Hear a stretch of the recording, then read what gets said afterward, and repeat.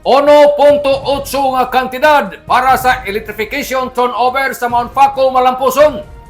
Abanti sa kalambuan, ini amoy unang nalitok nga pulong ni Provincial Governor Lyndon Barbers Kumanbuntag, laong sa Gobernador Malipadyon Karadjaw kita, na officially na turnover nato iban sa Taganito Mining Corporation ang kantidad na 1.8 milyones na electrification project sa Mabini United Farmers Cooperative kon Mount Faco.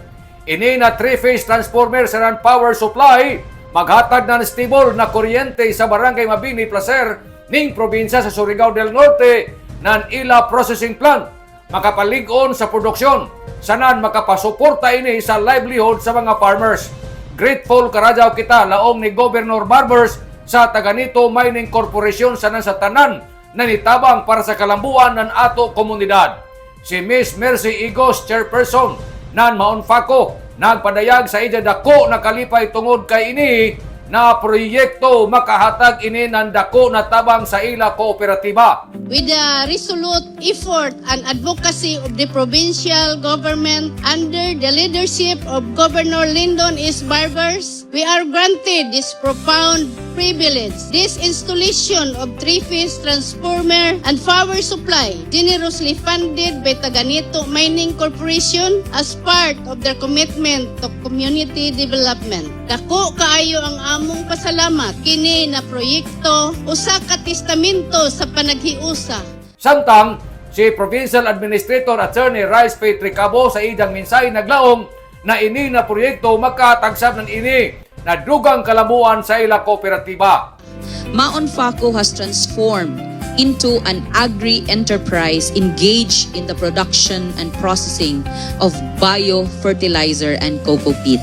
Si Engineer Artemio A. Valeroso ang nagrepresentar sa Taganito Mining Corporation, kinsa si Jasab ang na TMC Vice President sa RMM, milaong sa ija buyawano na mensahe na ato gihapon suportahan si Governor Lyndon Barbers, kay samtang jaon pa si Governor jaon pagihapoy mga proyekto na ija ihatag sa mga katawan sa Surigao del Norte. Ini magpamatuod lamang nga si TMC bisan og layo ang operasyon, magpabilin sa iyang commitment para sa kaayuhan, kalambuan o sustainable nga komunidad. Kinaagi sa SDMP, maunang ato pagkadyo suportahan si Gob. Kay pag jaon pa si Gob, jaon pa yung mga project gajud na ija gajud taghatag sa mga katauhan sa Surigao del Norte. Samtang ang mayor sa lungsod ng Placer nga si Mayor Jove Marie Villason may paabot sab sa ijang nindot na mensahe. Mapasalamaton sab kami sa Taganito Mining Corporation sa ijo taghatag na para matiga dyan inindugay na natag-ampo ng Mount Faco dyan na electric power.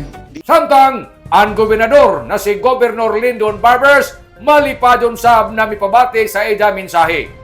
Laong media, congratulations Mount Faco sa ijo bag-o na milestone. Abanti sa paglambo sa paghatag ng inspirasyon sa iban.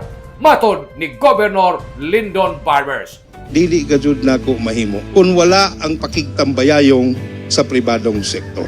Salamat Karadjaw, Lord, na natigadyon na ini na project. Salamat anang grasa ug mga grasya na atong naangkon og natagamtaman. Ug salamat sa suporta sa Mount Faco. Salamat Taganito Mining Corporation. Hinaot untana na magpadadyon ining atong pagtambayayong para kanatong tanan sa ato kahayahay na kaugmaon. Nanukad gikan diri sa Kapitolyo, ini si Marixiners Marconsim Vlogs, Mario Conales Murlan Mulaong. Salamat, Maradyaw na adlaw, natong tanan.